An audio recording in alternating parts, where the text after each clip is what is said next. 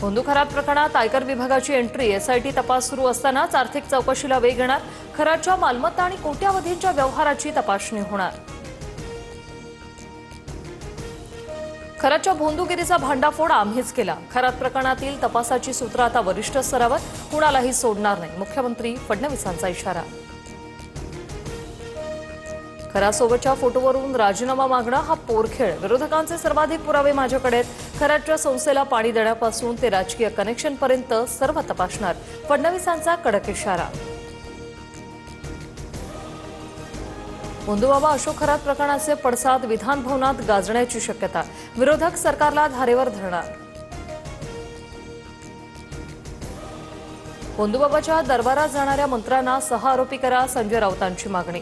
तर भोंदूगिरीला पायघड्या घालणाऱ्या तत्कालीन मुख्यमंत्री उद्धव ठाकरे नाही 6 आरोपी करायचं का, नवनाथ बन यांचा सवाल.